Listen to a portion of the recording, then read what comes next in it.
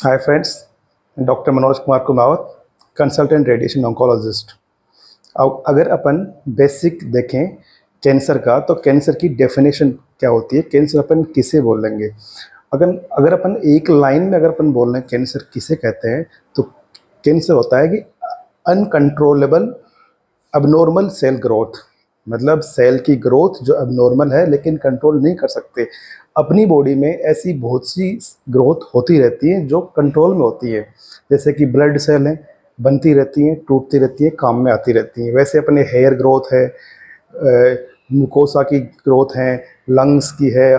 Body में सभी organ में सेल्स बनती हैं, अपना काम करती हैं और अपने लाइफ टाइम के बाद में डिजनरेट हो जाती हैं, अपोप्टिस होके वो अपने एक्सपायर हो जाती है उसके बाद में वो, और नई सेल बनती रहती हैं।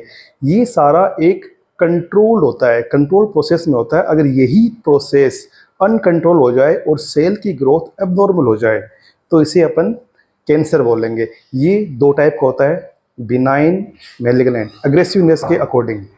वैसे तो कैंसर को अलग अलग टाइप में अपन बांट सकते हैं, जैसे कि मतलब ओरिजिन कहाँ से हुआ है उसके अकॉर्डिंग, सेल का टाइप क्या है, हिस्टोलॉजी क्या है उसके अकॉर्डिंग, और उसका अग्रेसिवनेस कैसी है, डिफरेंशिएट, मॉडरेट है, माइल्ड है, या फिर पूरे डिफरेंशिएट है, तो उसके अकॉर्डिंग अलग टाइप कर सकते हैं। लेकिन जो मेन जो अपन देखते हैं कि कैंसर ज़्यादा अग्रेसिव है, फैलने वाला है, या फिर बिनाइन है, कम फैलने वाला है और ज़्यादा नुकसानदेह नहीं है, तो उसके अकॉर्डिंग अपन देखें तो इसके दो टाइप होते हैं, बिनाइन और मैलिग्नेंट।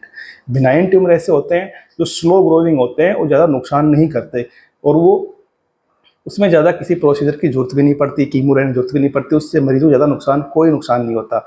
मैलिग्नेंट जो होती हैं वो कैंसर ऐसे होते हैं, उनमें क्या होता है, वो बहुत जल्दी ग्रो करती हैं और साथ साथ में आसपास के अंग को भी इन्वॉल्व कर लेती हैं, जिससे क्या कि मरीज को बहुत सारी दिक्कतें आने लग जाती हैं। जिस अंग में होती है वो अंग प्रभावित हो जाता है, और साथ में अलग अलग अंग में चल जाती हैं तो वही प्रभावित हो जाता है। और ये जो इसकी ग्रोथ होती है बहुत ही जल्दी होती है। जैसे कि किसी के ब्रेस्ट में कैंसर हुआ, तो ब्रेस्ट में कैंसर होता है तो वो ब्रेस्ट के कैंसर के साथ साथ में ये सेल्स ब्लड के थ्रू हड्डी में पहुंच जाती हैं, या ब्रेन में पहुंच जाती हैं, या लंग्स में पहुंच जाती हैं, या लीवर में पहुंच जाती हैं।